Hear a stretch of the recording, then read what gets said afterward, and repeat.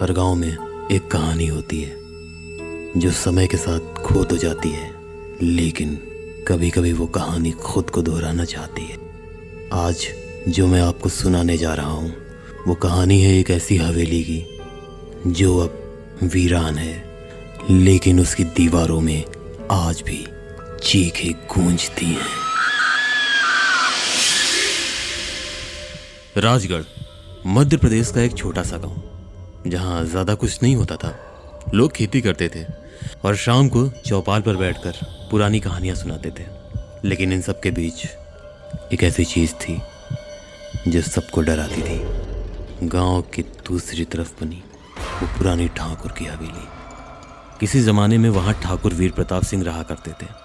कहते हैं कि उन्होंने अपनी हवेली में बहुत जुल्म किए, नौकरों को मार डाला और अपनी पत्नी को भी जिंदा जला दिया। उसके बाद से ही वो हवेली वीरान हो गई थी। लेकिन वहाँ से रात को रोने और चिल्लाने की आवाज़ आती थी। गांव वालों ने उस हवेली को शापित मान लिया था।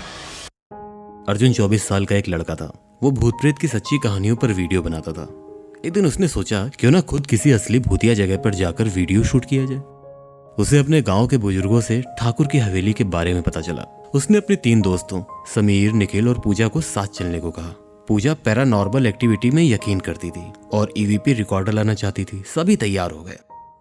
रात के 11 बज रहे थे। चारों दोस्त टॉर्च और कैमरा लेकर हवेली पहुंचे। हवेली का दरवाजा जैसे ही उन्होंने खोला, एक हल्की सी आवाज।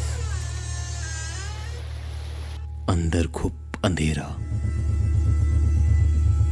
फर्श पर धूल की मोटी परत और दीवारों पर टूटी तस्वीरें थी। जैसे ही पूजा ने ईवीपी ऑन किया, उसमें एक हल्की सी आवाज रिकॉर्ड हुई। क्यों आए हो?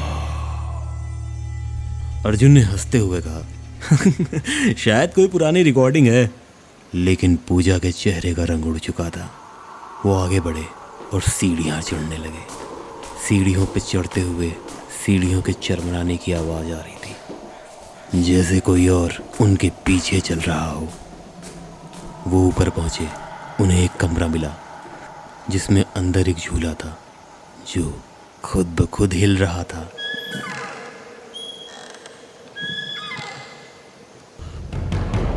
लेकिन खिड़की बंद थी और हवा थी ही नहीं। निखिल को तहखाने में कुछ अजीब सी आवाज सुनाई दी। सब नीचे गए। वहां एक बड़ा सा लोहे का दरवाजा था, जंग लगा हुआ। किसी तरह धकेल कर खोला गया।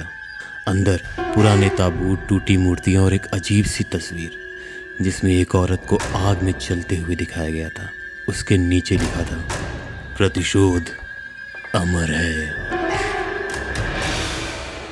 तभी पूजा की आंखों के सामने अंधेरा छा गया और वो जमीन पर गिर पड़ी। निखिल ने उसे उठाया, लेकिन उसके मुंह से किसी और की आवाज निकली, मैं रमा हूं, मुझे जिंदा जलाया गया था। सब सन। अर्जुन ने कैमरा नीचे फेंक दिया और डर से पीछे हट गया। गांव लौटकर अर्जुन ने कई लोगों से पूछताछ की। तब एक पंडित जी ने बताया, रमा ठाकुर वीर प्रताप की दुल्हन रहे। ठाकुर को शक था कि रमा उनको धोखा दे रही है। एक रात उसने हवेली के तहखाने में रमा को बांधकर जिंदा जला दिया था। मरते वक्त रमा केवल यही कह रही थी, इस हवेली में जो भी बिना इजाजत आएगा उसे मैं नहीं छोड़ूंगी। तब से हर पूर्णिमा को उसकी आत्मा जागती है। अर्जुन को समझ आ गया, पूजा पर रमा की आत्मा का साया है।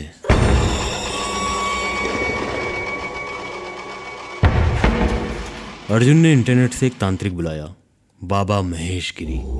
बाबा बोले, हवेली में जाकर आत्मा से बात करनी होगी, उसे मुक्ति का वचन देना होगा, लेकिन यह आसान नहीं होगा। तीसरी रात को फिर सब हवेली गए। पूजा अब रमा बन चुकी थी। उसकी आंखें सफेद थी, बाल खुले और वो बार बार यही बोल रही थी, मुझे न्याय चाहिए, मुझे न्याय चाहिए। बाबा महेश गिरी ने मंत्र पढ़ने शुरू किए। ओम चामुंडाय नमः, भिक्षाय नमः स्वाहा।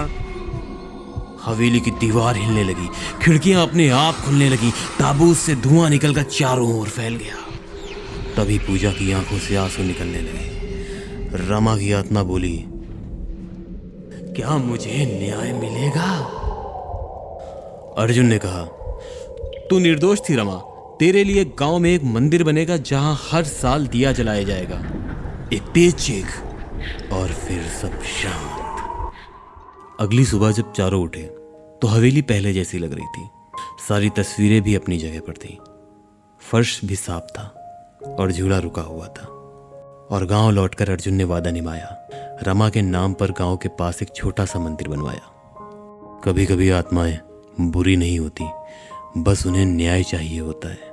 हवेली अभी भी वही है, लेकिन अब वहां से कोई चीख नहीं आती, सिर्फ एक दीपक जलता है रमा की आत्मा को शांति देने के लिए। पर क्या तुम भी कभी वहां जाओगे?